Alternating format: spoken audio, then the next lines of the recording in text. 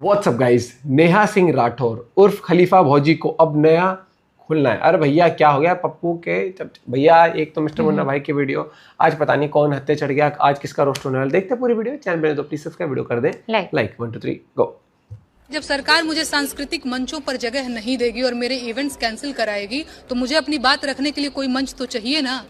तो अगर वो मंच मुझे बीजेपी देगी तो मैं बिल्कुल बीजेपी के मंच से बेरोजगारी के गीत गाना पसंद करूंगी। अरे वाह, अरे वाह, मजा आ गया, मजा आ गया, मजा आ गया। सब बात चली। क्या बात बोल दी है पप्पू जी। अरे नया धंधा ही तो चालू करना चाहती है आपकी सिस्टर। बाकी खलीफा भौजी मैं तेरे को बताना चाहता हूँ, कहना चाहता हूँ कि नहीं मंच मिल तो छोड़ दे उसको, उसका झंझट छोड़। मंच तख्त बिछा ले, तख्ता जो होता है ना उसको बिछा ले, उस पर भी तेरा काम धंधा अच्छा चलेगा, खर्चा कम होगा, कमाई मोटी होगी, वहां लोगों की कमी बिल्कुल नहीं होगा। Fighting for participation. You are not fighting for power. Please understand. You are fighting for participation. You are not fighting for control of the university. You are fighting for entry into the university. Right? You are saying, what is this whole structure? And you know one thing. The actual history of India is also your history. बहुत confuse. अब तो पप्पू जी ने बच्चों को भी नहीं छोड़ा, वो भी बेचारे सोच रहे होंगे काश आज बंक मार ही देते क्लास को, कम से कम इस टॉर्चर को तो बिल्कुल नहीं झेलना पड़ता। बच्चे तो तैयारी ये कर रहे थे कि हम गधे के स्केलेटन को उस पर रिसर्च करेंगे, लेकिन उन्हें क्या पता था कि हमें जीवित भी मिल जाएगा। राहुल गांधी की उम्र शादी से पार जा रही है और पहले जो शादी वो भी क्रिकेट टूटने के बाद वो तो जो कड़ाई करता ही है ना, वो आगे क्या। अरे आलू चाचा ऐसा बिल्कुल मत पहले की करिए। वीडियो है क्या? आप पप्पू को चौकरई वाला कहेंगे, ऐसे कैसे चलेगा भाई? सबको आप अपने समाज से नहीं जोड़ सकते। आपका कैटेगरी अलग है, इनका कैटेगरी अलग है, ये स्टैंड अप कॉमेडियन है और आप तो पुराने जोकर। हाँ, एक सिमिलरिटी दोनों में है, मजे आप दोनों देते हो, लेकिन आप मजे में और मजा, आगे की जनरेशन को मजा देने वाला भी प्रोडक्ट निकाल चुके हो। देखिए, मुझको बाबूजी ने पार्टी से नहीं निकाले हैं, ना घर से निकाले हैं, बल्कि वो एक काम किए हैं कि अपने से थोड़ा मुझको दूर पे रखे हैं ताकि मैं अपने पैर पे खड़ा हो जाऊं और मुझको जिम्मेवारियां समझना है, देश को अच्छे से चलाऊं। जो व्यक्ति इसको मजाक मानते हैं तो एक बार वो सूर्यवंशम फिल्म देख लीजिएगा।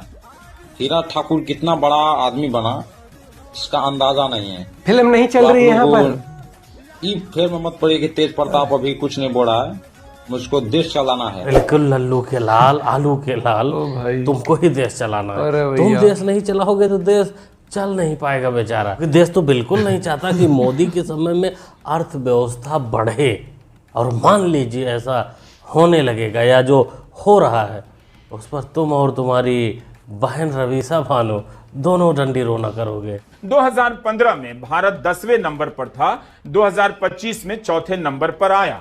$2.1 ट्रिलियन से बढ़कर $4 ट्रिलियन का हो गया। 10 साल में $2 ट्रिलियन का आकार बढ़ा तो है। नंबर में अच्छा करने के बाद भी कुछ तो है जो इसकी खुशी को वास्तविक नहीं बनाती। क्लास में आप थर्ड आए हैं, यह बड़ी बात तो है, लेकिन 100 में 90 अंक लाकर थर्ड आए हैं या 100 में 30 नंबर लाकर थर्ड आए हैं। जरा यह भी पूछ लीजिए, पास मार्क से 1 अंक ज्यादा लाकर कोई कह सकता है कि वह टॉप कर गया क्योंकि पूरा क्लास फेल कर गया? तू रवीसा पहले भी रोता था, तू रवीसा आज भी रो रही है, और ऐसा लग रहा है कि तू आगे भी रोती रहेगी। साहिल को पता नहीं कौन सा कीड़ा काट गया है कि अगर देश में भाई बुरा काम हो तो उसका चलो क्रिटिसाइज करना बनता है, सरकार कुछ गलत करे तो उसको क्रिटिसाइज कर सकते हैं, लेकिन जब कहीं अच्छा काम हो रहा होता है उसमें भी ये नुक्स घुमा के ऐसे गाड़ी बोर्ड के। भारत की अर्थव्यवस्था 3 ट्रिलियन के ऊपर इसलिए गई है क्योंकि पूरी दुनिया की अर्थव्यवस्था गटर में चली गई। इसे एक जोकराई इसको भी देना चाहिए, पप्पू और आलू चचा के साथ साथ इसको भी दे ही देना चाहिए।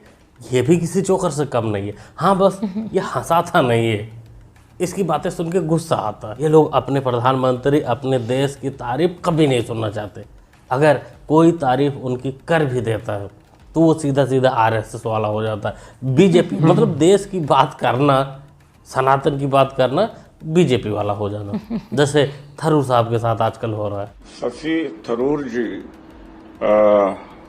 बीजेपी के सुपर प्रवक्ता हैं, जो बीजेपी के लोग नहीं कह पा रहे हैं। मोदी जी की चमचागिरी दुखी क्यों है पर या पहले भी मोदी देखे जी हैं का तो मैंने दुखी वो ये काम है, काम ऐसा ही नहीं है। कर पा रहे हैं कि नींद से जबरदस्ती बीजेपी को क्यों लोग उठाया उससे ज्यादा मुझे। शशि थरूर कर रहे हैं। शशि थरूर को पता है कि पहले की सरकारों ने क्या किया। पहले की सरकारें ढोल नहीं पीटती थी, तो ये शब्द वापिस लेना चाहिए कि पहले ऐसा नहीं हुआ है। पहले सर्जिकल स्ट्राइक होती थी, पता नहीं होता था।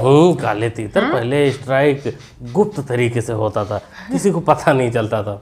अंदर ही अंदर देश के प्रधानमंत्री से आतंकवादी मिल लेते थे, हाथ हैंड से कर लेते थे, किसी को पता नहीं चलता था।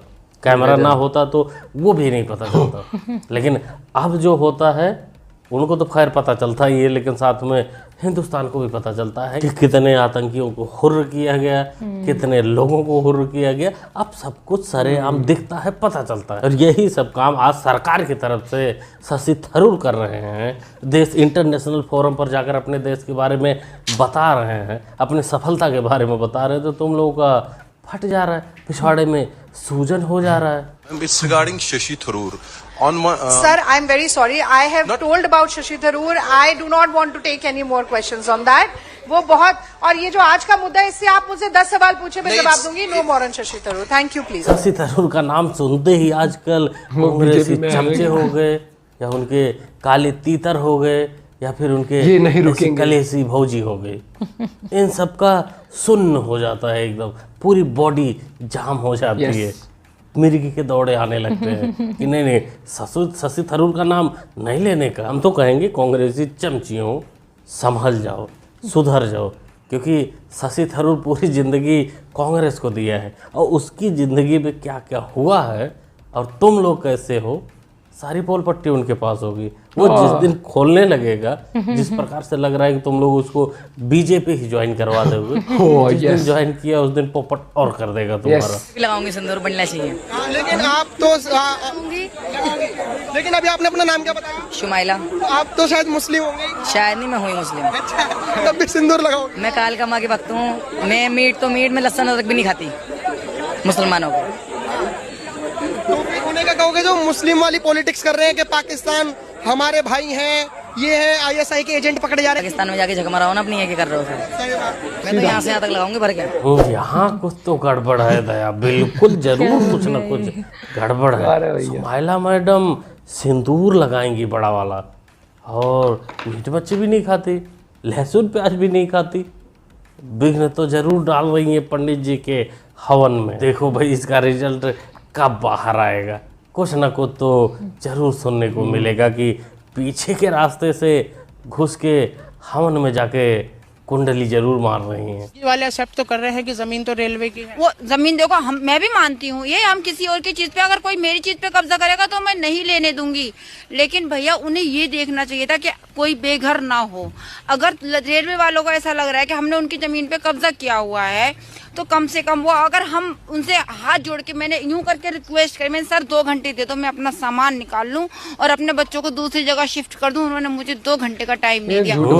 लेकिन वो ऑलरेडी पहले बता के जाते हैं। सिर्फ 40 साल का टाइम दिया था नोटिस देने के लिए अपने जमीन पर। माना किसी का घर टूटता है, बुरा लगता है, लेकिन तुम लोगों पर नोटिस पे नोटिस आते हैं। ऐसे नहीं कि आए और एकदम से पड़ेगा।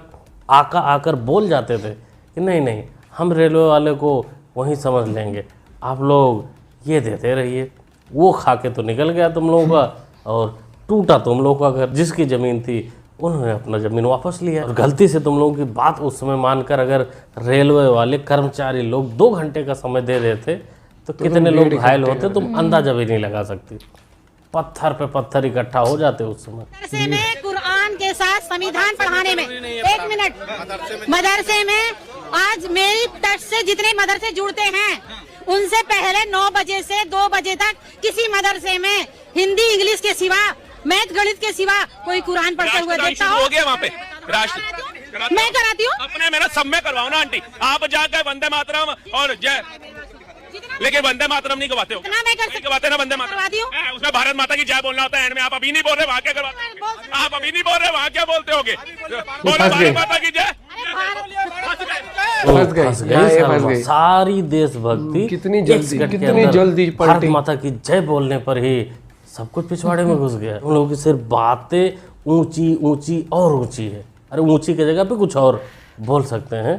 बाकी लॉयल्टी दिखा था तुम लोगों का, ऑपरेशन सिंदूर के समय लॉयल्टी दिखा था कि तुम लोग जिस मिट्टी में दफन होते हो, जिस मिट्टी में पैदा हुए हो, उसके प्रति कितने लॉयल हो और पोरकी के प्रति कितने लॉयल हो, सब दिखा था।